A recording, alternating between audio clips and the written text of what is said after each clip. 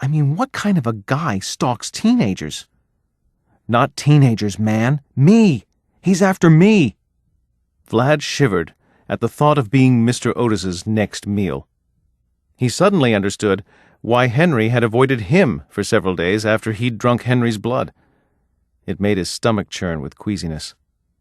"Hey, Henry?" "Yeah?" "I'm sorry about biting you when we were 8.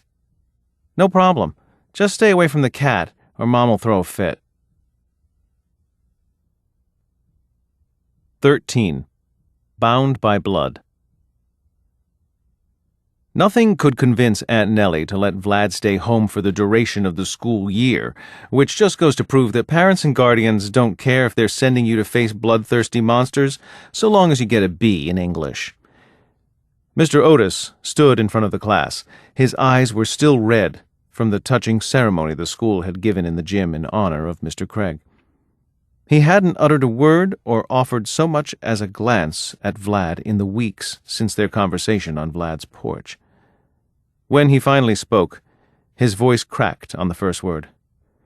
"Thank you all for turning in such wonderful essay papers.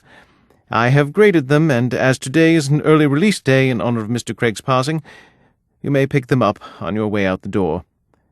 Have a safe weekend, ladies and gentlemen." Vlad shoved his notebook into his backpack and zipped it closed. On his way past Mr. Otis's desk, he snatched his paper off the pile and left the classroom, scanning Mr. Otis's various red scribbles as he walked.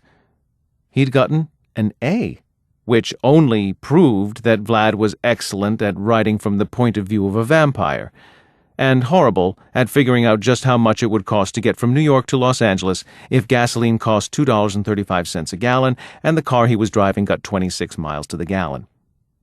Then Vlad glanced at the words scrawled at the bottom of the last page. He gasped. "I know your secret," Mr. Otis had written. "I know you're a vampire." Vlad almost jumped out of his skin when a hand touched his shoulder. He turned to face Mr. Otis. "I must speak with you in private, Vlad." Vlad did the same thing he'd done in the 6th grade when Nellie asked him who'd broken Mr. Snellgrove's window. He denied any knowledge pertaining to current events. "Look, if this is about the punctuation test—" Mr. Otis held up a hand and hissed. "You know what it's about. We're going for a little walk, you and me." "I—" Mr. Otis's stern brow furrowed. "Excuse me?" "We're going for a little walk, you and I." Vlad glanced at the double doors. They were only 10 feet from him. He looked at Mr. Otis and shrugged. "Honestly, you're supposed to be an English teacher? Besides, I don't walk with murderers." Vlad bolted for the door and down the stairs. He kept expecting Mr. Otis to follow him, but by the time he reached the hospital, he was sure Otis wasn't there. He caught Nellie at the nurse's desk and immediately launched into a quietly hysterical explanation of his presence.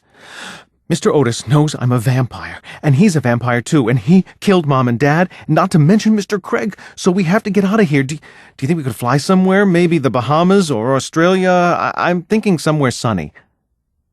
Nellie listened intently before picking up her sweater and whispering something to one of the other nurses. She ushered him out the door and took a deep breath before speaking. "Now, calm down, Vladimir. You seem awfully upset. Let's start with Mr. Otis knowing your secret." They walked down the street toward their house, and Vlad started to explain. He reiterated everything he told her the night of the dinner, but this time showed her the note Mr. Otis had scribbled on his essay. When he was finished, Nellie looked more concerned than fearful for their lives. "Where's Mr. Otis now? I should have a word with him, set him straight. That's a strange thing to accuse somebody of without any proof, being a vampire, don't you think?" She gave him a sidelong look, and Vlad shrugged. They continued walking toward their house. The silence broke when Nellie said, "We'll just straighten this out right now, Vlad. No worries." Vlad jerked his eyes toward the house. Mr. Otis stood in the front yard near the porch. Vlad squeezed his aunt's arm and halted his steps, but Nellie tugged him along as if his fears were unreasonable. She smiled at Mr. Otis, But Otis didn't smile back.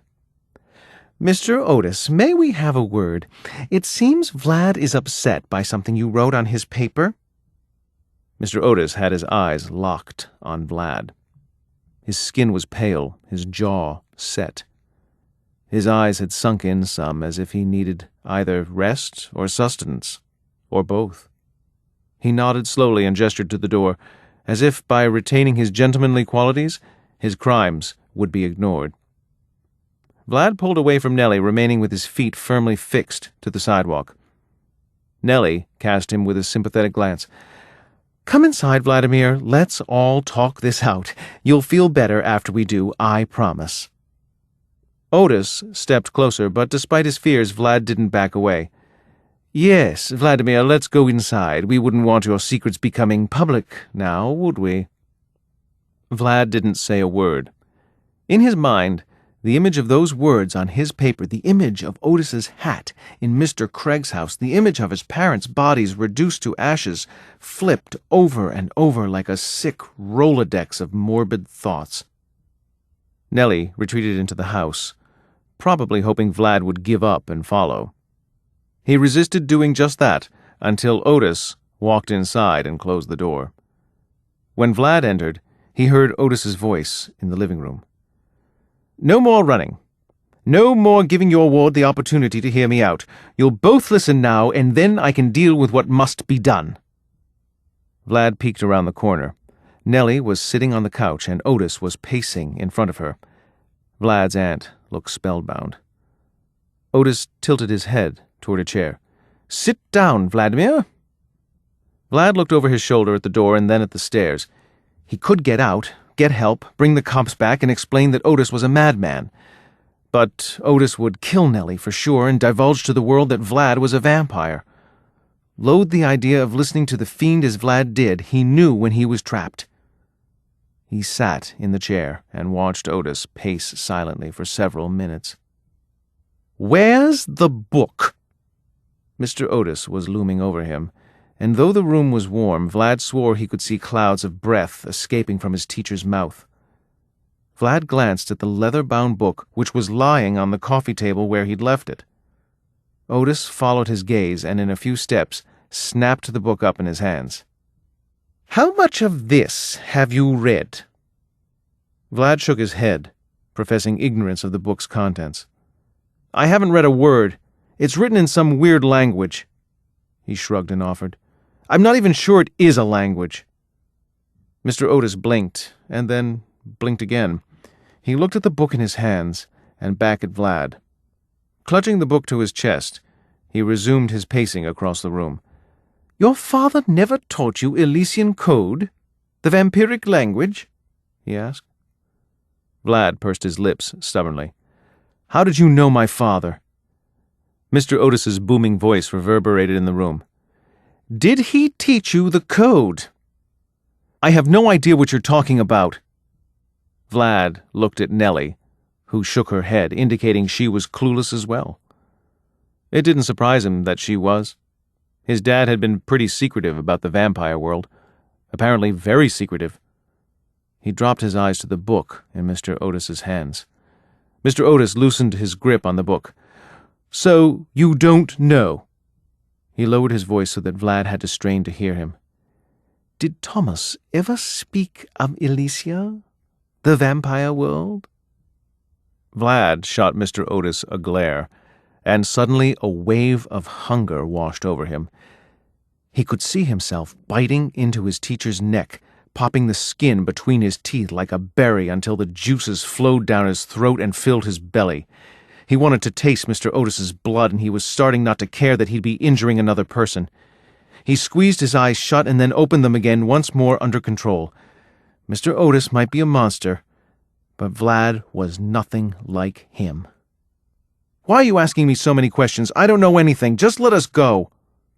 He glared again, but Mr. Otis was no longer looking at him. Mr. Otis's eyes were kind of glazed, and he was regarding the space between Vlad's feet with growing interest.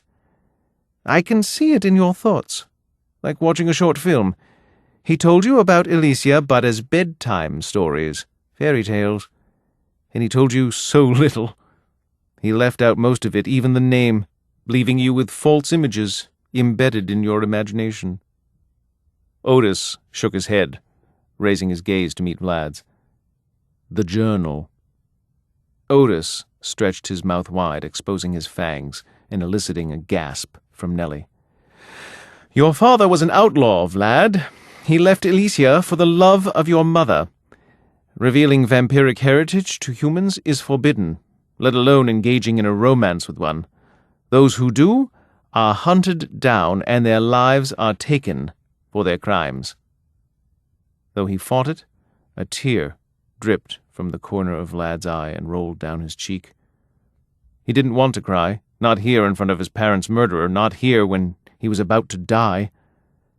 He tried to look away from Otis's fangs, but they gleamed in the soft light, demanding to be seen. Beside him, Nellie was shaking in her seat, muttering things that Vlad couldn't understand. He met Mr. Otis's eyes. "So that's why you killed my parents. But why did you kill Mr. Craig? And why kill us? We haven't broken any of your laws." Mr. Otis stopped, as if Vlad had kicked him hard in the chest. "Is that what you think? No, Vlad, I could never. I wouldn't kill you. I could never bring myself to harm a family member." Otis's fangs shrank slightly. He regarded Vlad with shimmering eyes. "Vladimir, I'm Thomas's half-brother. Your uncle."